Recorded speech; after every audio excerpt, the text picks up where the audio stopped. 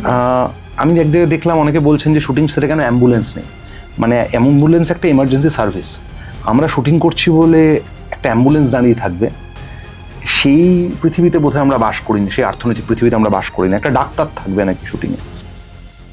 সাংবাদিকরা যখন ভোটের সময় কোথাও মারপিট হচ্ছে মাইক নিয়ে ছোটেন, তাহলে কি আমরা দাবি করবো যে আপনাদেরও একটা করে নিরাপত্তা দরকার, দুটো করে বডিগার্ড দরকার? নিজের সম্পর্কে মেরুদণ্ডহীন শব্দটা কেন? মানে আমি সেটাই, আমি যত যে ব্যাপারে অক্ষম, আমি যে ব্যাপারে ভীরু, আমি যে ব্যাপারে কি বলবো একেবারে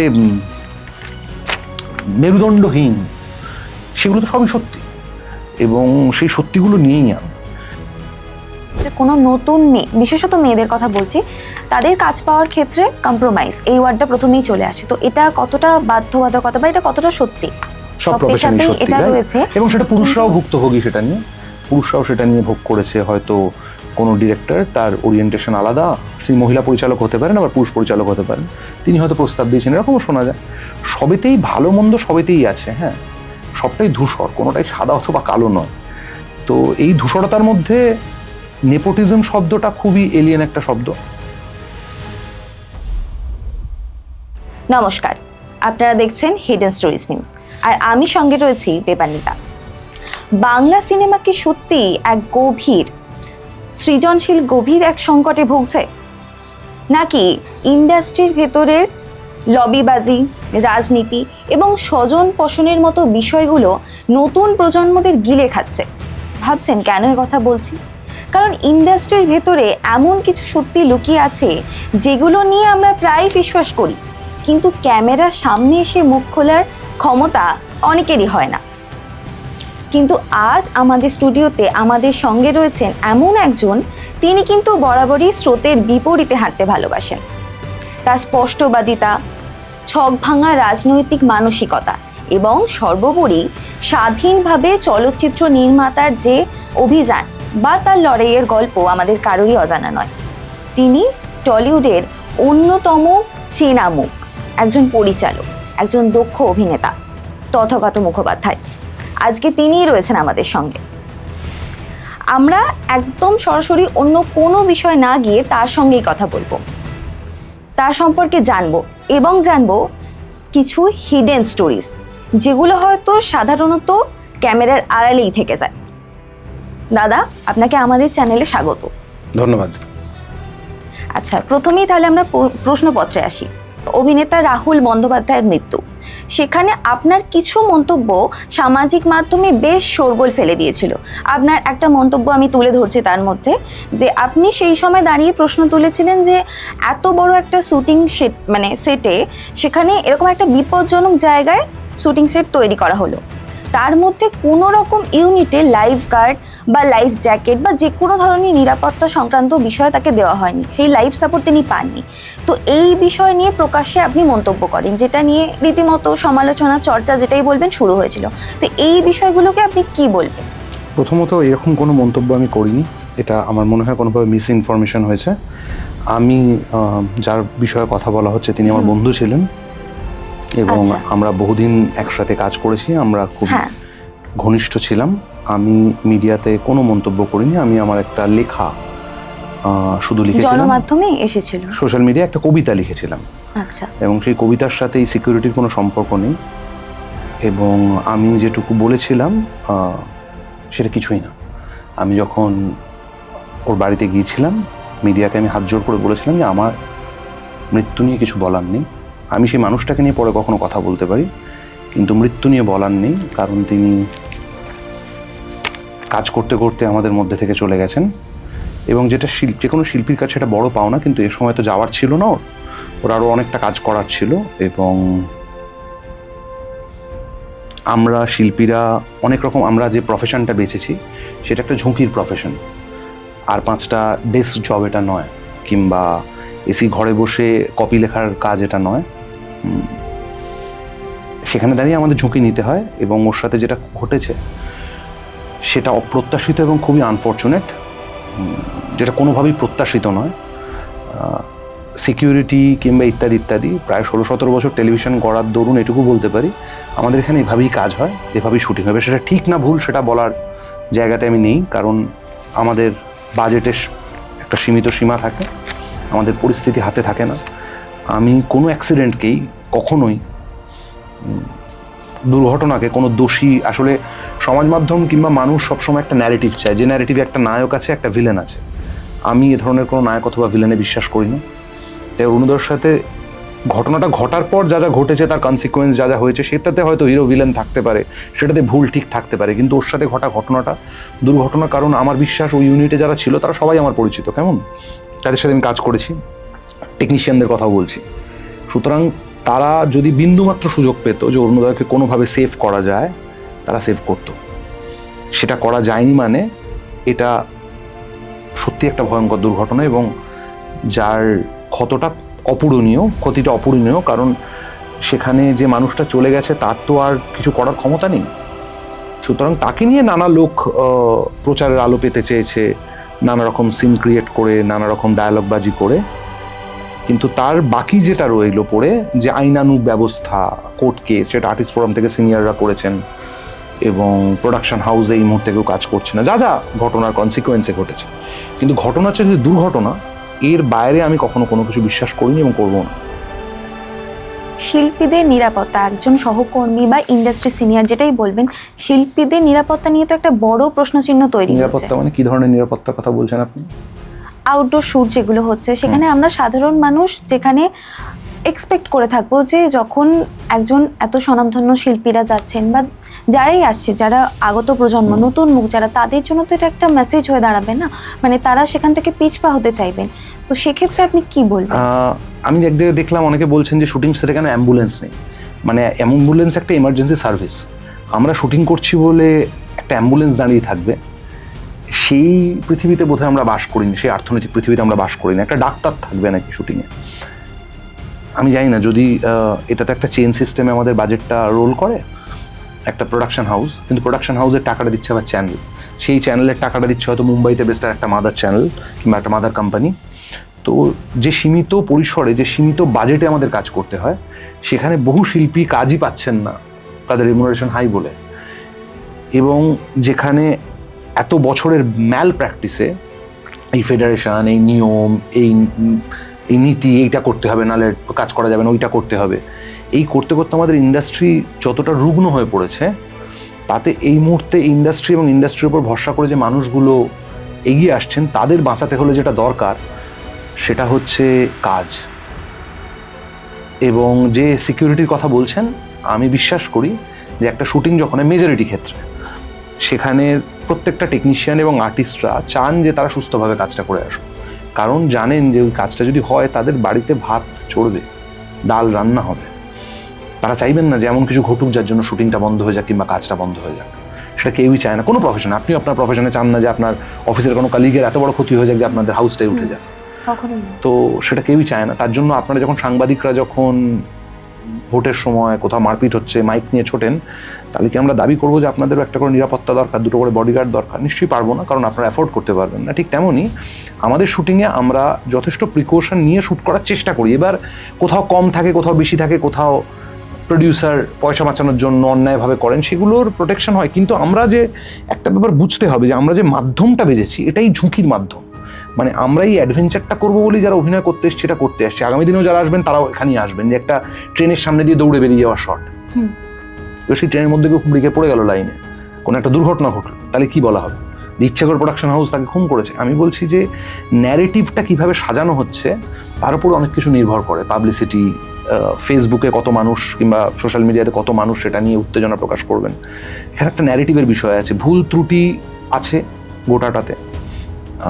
প্রোডাকশন হাউসের তরফে যেভাবে ডিল করা উচিত ছিল তারা সেভাবে ডিল করেনি গোটা বিষয়টা, সেটা তাদের মনে হয়েছে যেটা ঠিক তারা সেটা করেছে, ব্যক্তিগত ব্যাপার। কিন্তু আমার মনে হয় নিরাপত্তার যে বেসিক নিরাপত্তাটা, সেটা অফকোর্স যে কোনো ছবির ক্ষেত্রে প্রডিউসারের ইনশিওর করা উচিত। আমি যখন ভটভটি শুটিং করছি গঙ্গাতে, যখন মাঝ গঙ্গাতে ঋষভকে নিয়ে শ্যুট করছি, আমি একটা নৌকোতে ক্যামেরা নিয়ে, আর একটা নৌকোতে বেশ কিছু টেকনিশিয়ান আর 3টে লাইফ গার্ড, তারা কিন্তু জলে ঋষভের থেকে দূরে, যে ঋষভ যদি কোনোভাবে সাঁতার না কাটতে পারে তাহলে যাতে তারা পৌঁছতে পারে। সো সেটুকু তো আমার প্রাইমারি দায়িত্ব যে আমার অভিনেতা যাতে সুস্থভাবে শুটিং থেকে ফিরে আসে। তবে অরুণোদয়ের ক্ষেত্রে তো কোনো মানে আমি জানি না কোন লোকেশনে ওরা শ্যুট করছিল, এবং সেখানে একটা হাঁটু জল থেকে, এবং বহু অরুণোদয়ের কাছের মানুষ, ওর যে ড্রাইভার বাবলু, সেও আমারও পরিচিত, তার কাছ থেকে যেটুকু আমি শুনেছি ওরা একটা হাঁটু গোড়ালি জল মতো জায়গায় ছিল, তার থেকে একটু বেশি জলে ছিল, এবং সেখান থেকে আচমকা ঢেউ আসে। এই দুর্ঘটনাটা কোনোভাবেই এড়ানো যায়নি, সেটা দুর্ভাগ্যজনক। রাহুলের প্রসঙ্গে আপনার এই যে অবস্থান, আপনি বা আপনার আরও সহ অভিনেতা বিভিন্ন সময় এই রাহুলের প্রসঙ্গে পাবলিসিটি স্টান্ট মানে যখন কথা বলেছেন বা মুখ খুলেছেন, স্বাধীন চেতা হিসেবে আপনাদের কথা বলার সম্পূর্ণ অধিকার রয়েছে, কিন্তু সেখানে দাঁড়িয়ে সেগুলোকে পাবলিসিটির স্টান্ট বা লাইমলাইটে থাকার চেষ্টা, এই ধরনের কটাক্ষ করা হয়েছে। কার ব্যাপারে? আপনাদের সম্পর্কে। হ্যাঁ, হ্যাঁ, তো এটা প্রায়শই হয়ে থাকে, এটা খুব স্বাভাবিক ব্যাপার। তো এই ধরনের সমালোচনাগুলোকে আপনি কিভাবে দেখেন বা কিভাবে এগুলোকে হ্যান্ডেল করেন? আমি কখনো এই ব্যাপারে সমালোচিত হইনি, কারণ আমি কখনো পাবলিসিটি স্টান্ট করিনি। যদি ভবিষ্যতে করি এবং তার জন্য যদি গালি খাই, তাহলে আমি খুব খুশি হব।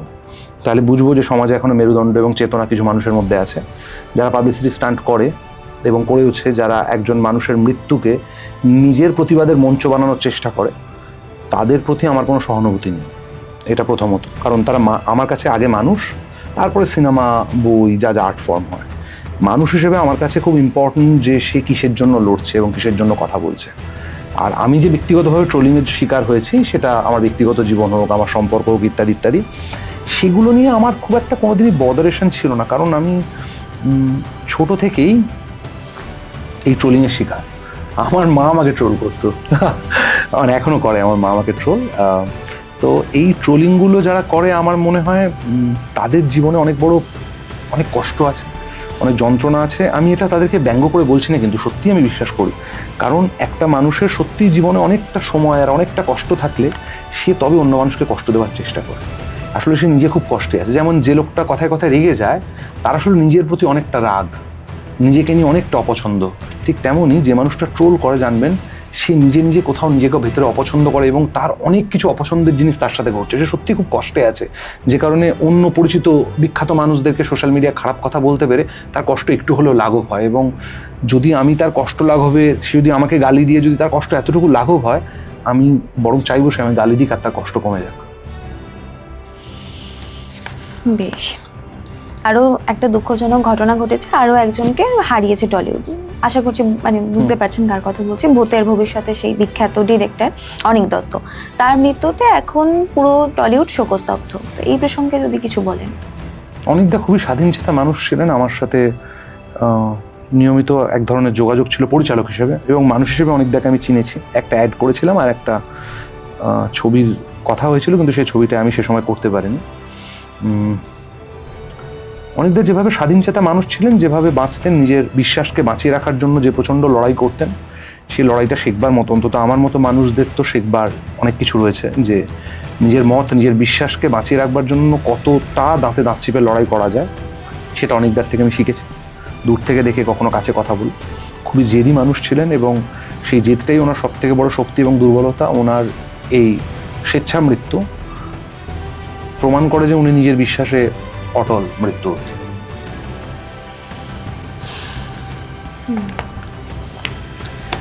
আপনি নিজে একজন ইন্ডিপেন্ডেন্ট ফিল্ম মেকার, তো বাংলা সিনেমায় বাজেট কম হওয়ার জন্য এটা একটা মেজর ইস্যু হিসেবে কাজ করে, বা আমরা সবসময় ভাবি যে ইন্ডিপেন্ডেন্ট ফিল্ম মেকারদের ক্ষেত্রে সবসময় ছোট বাজার বা দর্শকের সংখ্যাকে আমরা দায়ী করি, যে সেই জন্য একটা ফিল্ম দাঁড়াতে পারছে না। তো আপনি তো ইন্ডাস্ট্রির ভেতরের মানুষ, অনেক দিন ধরে আপনার এই জার্নি, তো সমস্যাটা মানে কি বলবেন, সমস্যাটা কি শুধু এই বাজারের, নাকি ইন্ডাস্ট্রির ভেতরের লবিবাজি বা ইন্টারনাল পলিটিক্স, যেটাই বলবেন? সবকিছুই কম বেশি দায়ী, তবে সব থেকে বেশি যেটা দায়ী সেটা হচ্ছে মানসিকতা।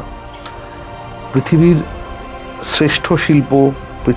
শ্রেষ্ঠ শিল্প মানে শুধু সিনেমা নয়, আমি পেন্টিংয়ের কথা বলছি, আমি আরও বিভিন্ন শিল্পের ফর্মের কথা বলছি, সেগুলো সব থেকে কঠিনতম পরিস্থিতিতে তৈরি হয়েছিল। আর যদি পরিস্থিতিকেই অজুহাত করতাম, তাহলে তো কোনোদিনই কিছু বানানো হয়নি। আমি যদি উন্নত মানের সিনেমা না বানাতে পেরে থাকি, আমি আমার কথা বলতে পারি, তাহলে সেটা আমারই অযোগ্যতা, না বাজেটের, না পরিবেশে। কারণ আমি ক্যামেরা নিয়ে রাস্তায় নামলে কারুর সেটা এখতিয়ারের বাইরে সেটা আটকায় শুটিংটা। আমি যদি উন্নত মানের সিনেমা না বানিয়ে থাকি, এখন অবধি যা বানিয়েছি, সেটা আমার অক্ষমতা, কোনোভাবে পরিস্থিতির নয়, কোনোভাবে বাজেটের নয়। এগুলো কোনোদিনই কোনো শিল্পের অন্তরায় হতে পারে না। আর বিশেষত সিনেমার ক্ষেত্রে আগে একটা বড় ব্যাপার ছিল ক্যামেরা ভাড়া করা, অত ভারী ক্যামেরা। এখন তো মোবাইলে ক্যামেরা, লোকে মোবাইলে ছবি বানিয়েও পৃথিবীতে পৌঁছে দিচ্ছে।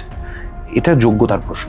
এখানে আমরা, হ্যাঁ এটা ঠিক যে আমরা একটা জিনিস পাই না, সেটা হচ্ছে নার্চার করার জায়গা, যে আরও 4টে মানুষের উৎসাহ, যে ভালো কিছু করলে ভালো 5টা মানুষ, শক্তিশালী মানুষ এসে পিঠ চাপড়ে দেবে। এই অনিকদার কথা বলছেন, অনিকদা ঠিক সেই ধরনের মানুষ ছিলেন, যিনি ভালো কাজ দেখলে সবসময় এসে পিঠ চাপড়েছেন, কথা বলেছেন সেটা নিয়ে, অন্যদেরকে জানিয়েছেন দেখতে। তো আমার মনে হয় এটা যোগ্যতার প্রশ্ন। পুরোটাই যোগ্যতার উপর ছাড়বেন নাকি কিছুটা হলেও পেশাদারিত্ব দেখিয়ে? আমি নিজের ক্ষেত্রে পুরোটা যোগ্যতার উপর ছাড়বো, বাকিদের ক্ষেত্রে পরিস্থিতির উপর ছাড়বো। বেশ। বাংলা ফিল্ম ইন্ডাস্ট্রির এমন একটা বড় নোংরা সত্যি বা সমস্যা, যেটা নিয়ে টলিউডের অন্দরে গুঞ্জন হয়, কথা ওঠে, কিন্তু ক্যামেরার সামনে এসে বলার মতো ক্ষমতা এখনো পর্যন্ত কারোর হয়নি, যেটা আপনি বলতে চান স্বেচ্ছায়, তো কি বলবেন? এমন একটা সত্যি, কঠিন সত্যি। কঠিন সত্যি জানি না, আমি আসলে জানি না এই প্রশ্নটার উত্তর। এরকম কোনো কঠিন সত্যি আছে কিনা। আমি এটুকু অন্যদের নিয়ে, মানে এই কথাটা বলতে হলে তো আমাকে অন্যদেরকে ইনক্লুড করতে হয়। আমি আসলে অন্যদের নিয়ে বলাতে আর কিছু বিশ্বাস করি না। মানে আমি বলছি তারা তাদের মতো করে লড়াই করছে, আমি হয়তো এক পেশে একটা সত্যি দেখছি।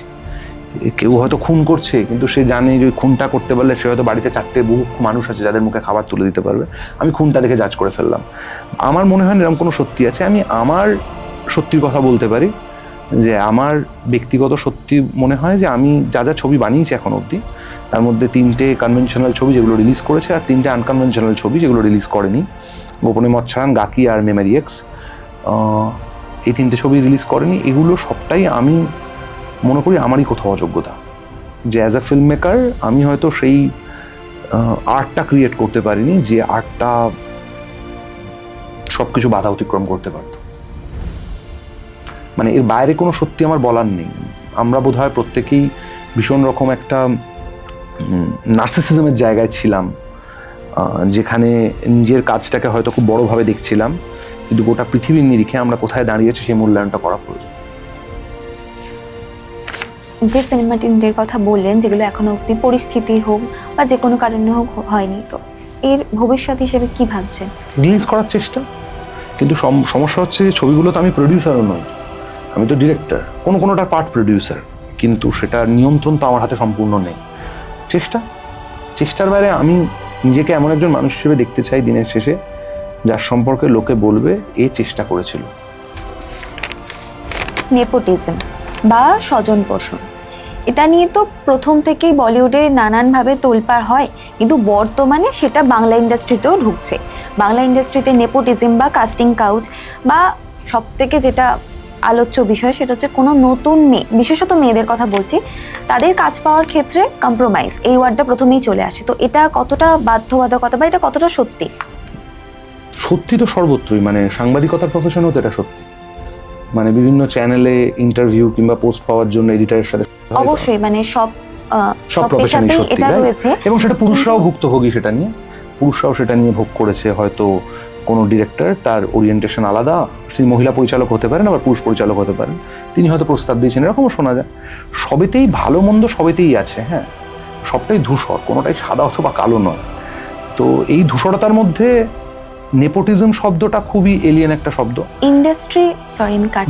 ইন্ডাস্ট্রি এমন একটা জায়গা যেখানে সাধারণ মানুষ, যারা নিম্ন মধ্যবিত্ত বা যারা হয়তো পর্দার ওপারের বা পর্দার ভিতরের সম্পর্কে সেরকম কিছু জানে না, তাদের কাছেও এই তথ্যটা থাকে যে হ্যাঁ, মানে প্রায়শই শুনতে পাই, আমরা তো মিডিয়াতে থাকি, মানে আছি, তো আমরাও শুনতে পাই প্রায়শই যে ইন্ডাস্ট্রিতে যাস না, যদি তুমি গুড লুকিং হও ইন্ডাস্ট্রিতে যাস না, এখানে মানে ধূসরের ভাগটাই বেশি।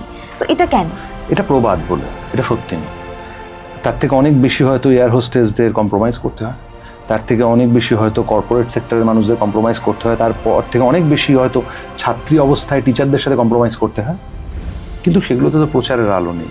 ইন্ডাস্ট্রির লোকেরা যেহেতু অভিনেতা অভিনেত্রী, তারা যেহেতু পপুলিস্ট একটা মিডিয়ামের সাথে যুক্ত, তাই এটার প্রচার বেশি, তাই জন্য মনে হয় ধূসরের ভাগটা বেশি। আসলে সবটাই চয়েস। যে মেয়েটি কিংবা যে পুরুষটি এখানে এসে কম্প্রোমাইজ করছে, সে যদি অন্য কোনো প্রফেশনে থাকতো, সে ওখানেও কম্প্রোমাইজ করে ওইভাবে এগোনোর চেষ্টা করতো।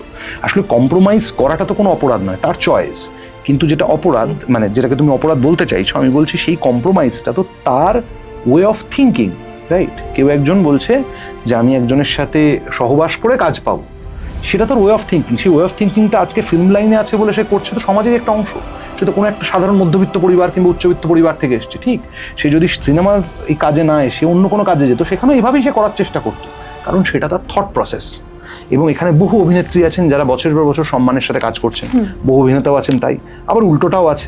কিন্তু একটা সত্যি কি জানো, সুযোগ হয়তো এইভাবে পেয়ে যাওয়া যায়, কিন্তু সুযোগ পেয়ে কে ব্যবহার করতে পারছে সেই জায়গাটাকে। আমি একজন বিদেশি অভিনেত্রীকে নিয়ে কথা বলি, সেটা হচ্ছে আমাদের জেনিফার লরেন্স, একজন প্রযোজক যার নামে অনেকগুলো মিটু কেস হলো এবং সেই প্রযোজক ধরা পড়লেন এবং প্রযোজক প্রচুর মহিলাকে মলেস্ট করেছেন, অভিনেত্রীদের। এবং জেনিফার লরেন্সকে তিনি প্রমোট করতেন এবং জেনিফার লরেন্স তাকে জড়িয়ে ছবি, তার কোলে বসে ছবি, এ সমস্ত দিয়েছিলেন। এবং তারপরে জেনিফার লরেন্স লোকটিকে অস্বীকার করলেন। কিন্তু মাথায় রাখতে হবে, জেনিফার লরেন্স যদি ওই লোকটির সাথে কম্প্রোমাইজ করে নিজের ক্ষমতায় গিয়ে থাকে, জেনিফার লরেন্স সেটাকে কাজে লাগিয়েছে। কিন্তু বাকি যারা ওই লোকটির সাথে কম্প্রোমাইজ করে ছবিতে চান্স পেয়েছে, তারা কিন্তু কেউ কাজে লাগায়নি। তাই তারা এই কথাগুলো কিংবা আজকে লোকটার উপর এতক্ষণ গ্রিভিয়েন্স রাখছে, কিংবা অনেককে হয়তো লোকটি সত্যিও মলেস্ট করেছেন যারা ক্রেস করেছেন না। এখন বিষয়টা হচ্ছে যে কারুর দেখার ধরন তো কেউ পাল্টাতে পারবে না, সেটা যার যার ব্যক্তিগত চয়েস। এবং এই তুমি যাদের কথা বলছো যারা দূর থেকে দেখছেন, সেটা তাদের চয়েস, তারা কিভাবে দেখবেন। কিন্তু সত্যি বহুমুখী, সত্যি একমুখী নয়।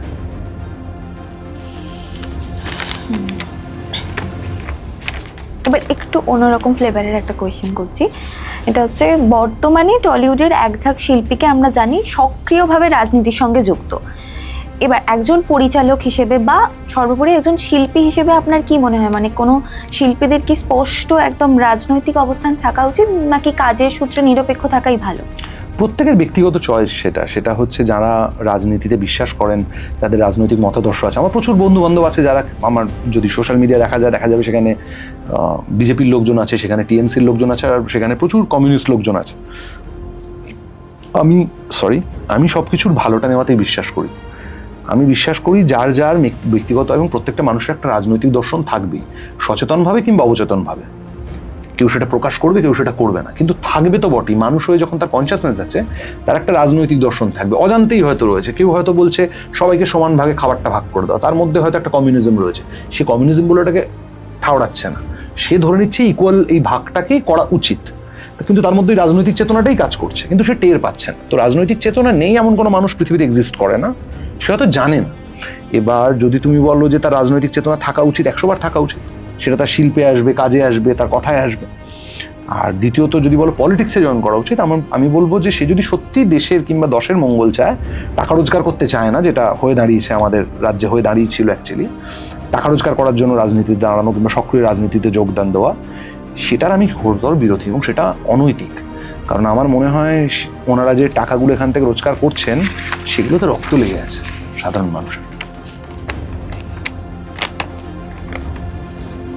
কিন্তু দিন শেষে তো সবাই অর্থের জন্যই কাজ করে। তো সেই অর্থ যদি মানে খুব সহজলভ্য হয়ে যায় বা খুব সহজেই পাওয়া যায়, তাহলে তো রাজনীতিতে তারা ঝুঁকবেই।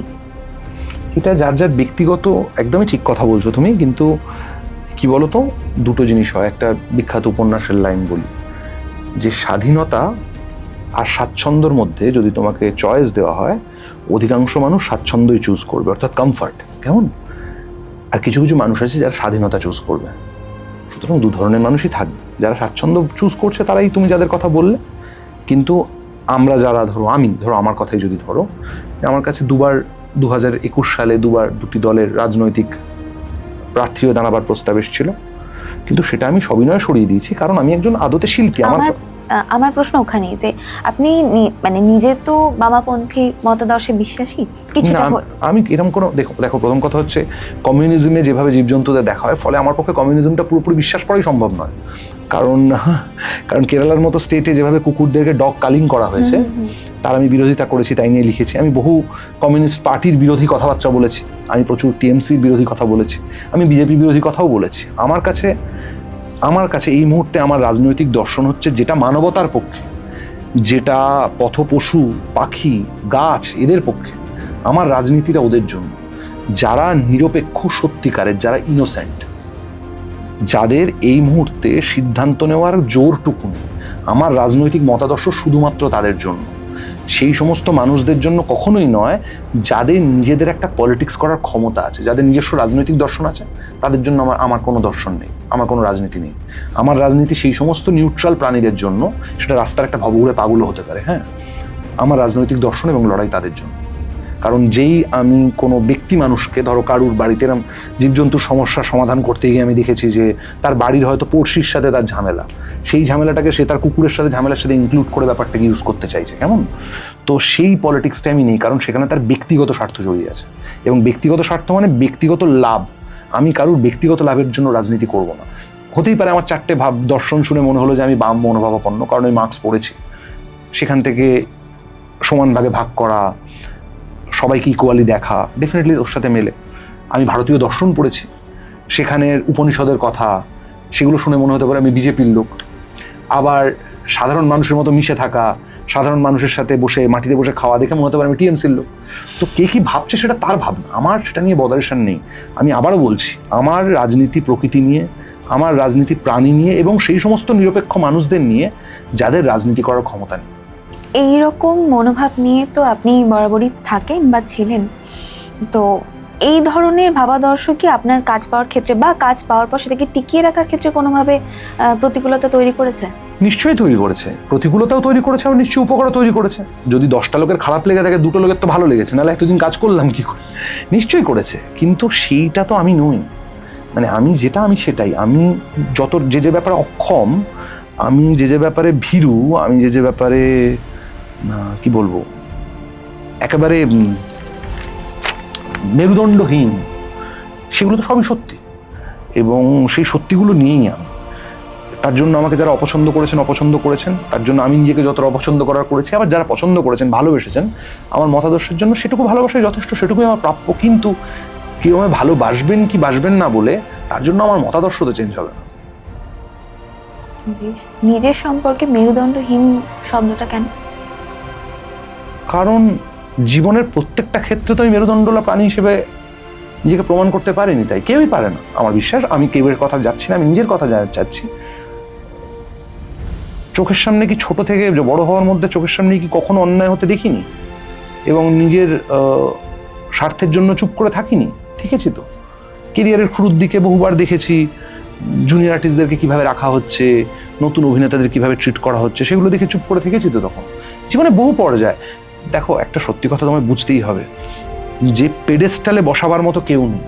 কারণ আমি বলছি, যাদেরকে তুমি মহাপুরুষ বলে ডাকো, তাদেরও প্রচুর ক্ষয় ছিল, তাদেরও প্রচুর হেরে যাওয়া ছিল, এবং সেইটাই মানুষ। আমাদের দেশ ব্যক্তি পুজোর দেশ। আমাদের দেশ যে কোনো মানুষকে ব্যক্তির দেবতার আসনে বসে পুজো করতে পারলে খুশি হয় মানুষ, কারণ তাদের আশ্বাস জন্মায় যে বাবা এই লোকটা তাহলে দেবতা। কেউ দেবতা নেই এখানে। সবারই ভয়ঙ্কর ক্ষয়ের দিক আছে, সবারই ভয়ঙ্কর কালো দিক আছে, এবং সেই দিকগুলোর কাছে তারা অসহায়। আমি যে সমস্ত আমাদের ভারতীয় প্রেক্ষাপটে যে সমস্ত মহাপুরুষদের কথা পড়েছি, তারা সুপার ইন্টেলিজেন্ট মানুষ, এবং তাদের ভালো দিকগুলো নিয়ে আমরা চর্চা করি এবং আমি চর্চা করি, কিন্তু তাদের খারাপ দিকগুলোর কথা জানি না এমনটা কিন্তু নয়। তাদের হেরে যাওয়াগুলো কিন্তু জানি না কিন্তু এমনটা নয়। মানে আমি রবীন্দ্রনাথকে একটা ছোটো ঘটনা দিয়ে এক্সাম্পল দিই। রবীন্দ্রনাথের জামাই যখন পণ চাইছেন এবং পায়ের ওপর পা তুলে, টেবিলের ওপর পা তুলে, ওই বাংলা সিনেমার মতো টেবিলের ওপর পা তুলে ওনার দিকে পাটা করে রেখেছেন, তখন কিন্তু উনি পণ দিচ্ছেন। কেমন? রবীন্দ্রনাথ কিন্তু, যে ঔপন্যাসিক রবীন্দ্রনাথ কিংবা যে গীতিকার রবীন্দ্রনাথ, যে মহান রবীন্দ্রনাথের চিত্র সেখানে ভেঙে যায়। উনি মেয়ের ইমোশনের কাছে অসহায়। তো এই ক্ষয় সবারই আছে, আমারও আছে। ধরুন আপনাকে একদিন সুযোগ দেওয়া হলো যে বাংলা ফিল্ম ইন্ডাস্ট্রির একটা বড় সমস্যা আপনি দূর করতে পারবেন, সেক্ষেত্রে কোনো সমস্যা হবে না, তাহলে এমন কোন জিনিস যেটা আপনি সবার আগে ইন্ডাস্ট্রি থেকে উপড়ে ফেলতে চাইবেন? নিয়ম, সিনেমা বানানোর নিয়ম। কোনো আর্ট ফর্ম ক্রিয়েশনে কোনো নিয়ম থাকবে, কোনো নিয়মই থাকবে। শুধু একটাই নিয়ম থাকবে, একটাই দফতর থাকবে, যে কেউ পারিশ্রমিক দিচ্ছে না, কোনো প্রযোজক বদমাইশি করছে, কোনো ডিরেক্টর বদমাইশি করছে, তাকে পিটিয়ে টাকাটা, যার প্রাপ্য টাকা, যে টাকার চুক্তিতে কথা হয়েছে, তাকে সেই টাকাটা দেওয়ার ব্যবস্থা হবে। এই একটি নিয়ম থাকবে, যে তার প্রাপ্য টাকা, তার প্রাপ্য মর্যাদা সে পাবে। এর বাইরে আর ফিল্ম মেকিংয়ের কোনো নিয়ম নেই। যেরকমভাবে পেন্টিং করার জন্য কোনো নিয়ম নেই যে এই ব্রাশ ইউজ করতে হবে, এই কালার প্যালেট ইউজ করতে হবে, এই কোম্পানির কালার কিনতে হবে, যেরকম নিয়ম নেই, সেরকম কোনো নিয়ম থাকবে না। এটাই নিয়ম। শুধু টাকা আদায়ের একটা সংস্থা থাকবে। যে নিয়মে বাধ্যবাধকতা রয়েছে, যে নিয়ম আপনি বললেন, সেটা কোথা মানে কাদের থেকে শুরু হয়েছে? এই শুরুটা কে করেছে নিয়ম? শুরুটা কে করেছে? টিএমসি পার্টি যখন ক্ষমতায় এলো তখন এত নিয়ম ছিল না, মানে সিপিএম এর আমলে এত নিয়ম ছিল না, এবং থাকলেও খুব কম এখানেও ছিল। রাজনীতি, রাজনীতির বাইরে তো আমরা কেউ নেই সমাজে যখন আছি। আমরা তো একটা আর্থসামাজিক রাজনৈতিক প্রেক্ষাপটের মধ্যে রয়েছে, আর্থসামাজিক রাজনৈতিক প্রেক্ষাপটে রয়েছে। সেখানে রাজনীতি মানে গভর্নমেন্ট যদি রুল করে দেয়, তারপরে 2011 থেকে 16 সাল অবধি বিভিন্ন ক্ষেত্রে মেকআপ ম্যান নিয়োগ এবং হেয়ার ড্রেসার নিয়োগের ক্ষেত্রে নানা রকম পলিটিক্স শুনতাম, যে একে মেকআপ ম্যান করা যাবে না, আবার মাঝে শুনতাম গে মেকআপ ম্যানদের কার্ড দেওয়া যাবে না। আমরা চুপ থেকেছি, কিছু বলিনি, ঠিক আছে মেকআপ ম্যান হেয়ার ড্রেসারদের সাথে হচ্ছে, কে কোন প্রজেক্টে কোন হেয়ার ড্রেসার যাবে তাই নিয়ে দালালি করা হতো সরকারি তরফে। তারপর 16 থেকে 21-এ আর্টিস্টদের সাথে একটু একটু যোগাযোগ, এবং আর্টিস্টদেরকে বিভিন্ন প্রোগ্রামে শুরু থেকে ডাকা ছিল। এখন আর্টিস্টদেরকে রাজনৈতিক মঞ্চে ব্যবহার করা সরাসরি শুরু হতে শুরু করলো, এবং আর্টিস্টদেরকে নিয়ন্ত্রণ করা শুরু হলো। আর্টিস্ট আবার চুপ করে রইল। তারপরে 2021 থেকে 26-এ যত বম্বে থেকে লোক কাজ করতে আসতো, যত অ্যাড তৈরি হতো, সব বন্ধ হয়ে গেল একে একে, কারণ সব জায়গাতেই একটা কাটমানি ফেডারেশনের ওখানে গিয়ে দিতে হবে, নাহলে কাজ করতে দেবে না। এক সময় প্রসেনজিৎ, তাপস পাল, চিরঞ্জিত বা ঋতুপর্ণা, আর পরবর্তীতে দেবজিৎ, এরা একভাবে বাংলা ইন্ডাস্ট্রির যে কমার্শিয়াল ফিল্ড সেটাকে টেনেছে। তো বর্তমান প্রজন্মে কি এমন কাউকে দেখছেন, বা এরকম কেউ কি আসতে পারে যারা এই মহিরুহদের কোথাও গিয়ে ছাপিয়ে দিতে পারবে? তার জন্য শুধুমাত্র এদের দিয়ে হবে না, প্রচুর আছে। এই তো বিক্রম আছে, অঙ্কুশ আছে, আবিরদা আছে, আরো নতুন ঋষভ আছে, সোহম আছে, সৌম্য আছে, বনি আছে, মানে প্রচুর অভিনেতারা রয়েছেন। এবং আমার বিশ্বাস এই নতুন ছেলে আরিয়ন ঘোষ ও আছে, আরো আরো অনেকে আছে, অনেকের নাম মনে করতে পারছি না এই মুহূর্তে। ঋদ্ধি আছে, হ্যাঁ, ঋতব্রত আছে, কত নাম বলবো। তো আমি যেটা বলতে চাই, অনির্বাণ আছে, হ্যাঁ, কিন্তু এদেরকে ছাপাতে এখন প্রথম কথা হচ্ছে এখন film making style, commercial film making style এবং কমার্শিয়াল সিনেমার সংজ্ঞা পাল্টে গেছে।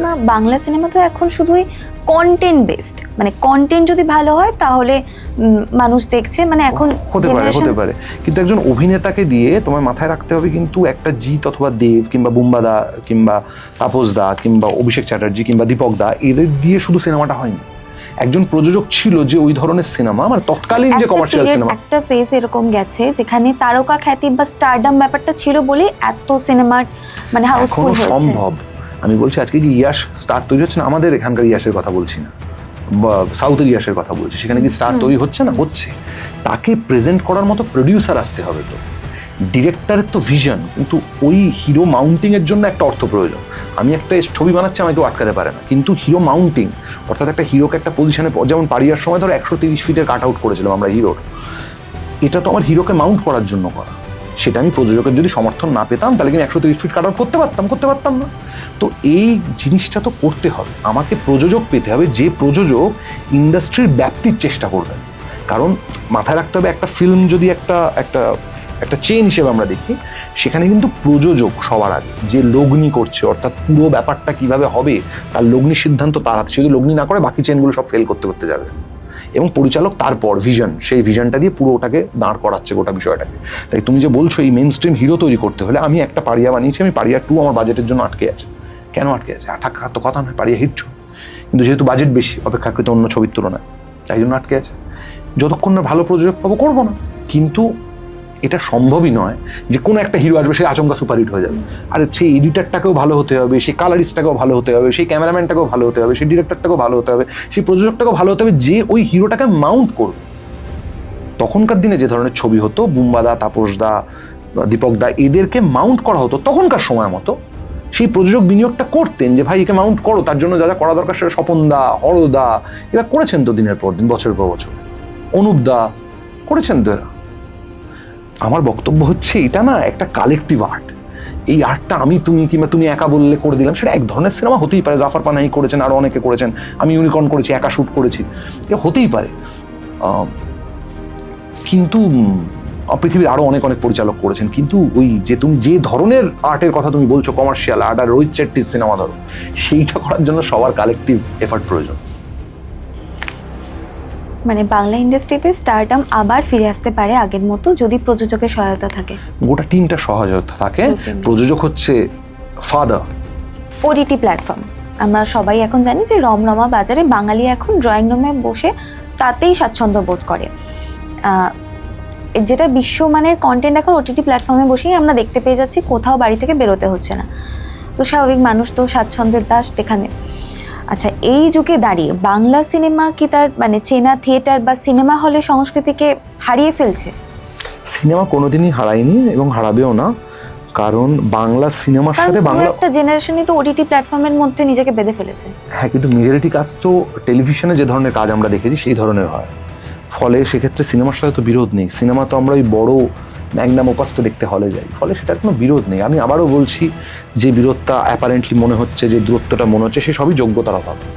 উপযুক্ত লোক, উপযুক্ত প্রযোজক নিয়ে সিনেমা করতে পারছে না। তা যেদিন পারবে, যেদিন এখানে বাংলা সিনেমায় প্রপার বিনিয়োগ হবে যোগ্যতার নিরিখে, আমি মেকিংয়ে কথা বলছি, আর্টিস্ট তো পরে, আগে একটা উপযুক্ত ডিরেক্টর, উপযুক্ত প্রডিউসার পাবে, তার মতো সেই যতখানি ভিশন দেখতে পাচ্ছে সেই ভিশনটাকে ব্যাকআপ দেওয়ার মতো সেই সাপোর্ট সে দিতে পারবে, তুমি দেখবে দুদিনে সিন পাল্টে যাবে। আর সেটা যতদিন না আসবে তো কোনোদিনই সিন পাল্টাবে না।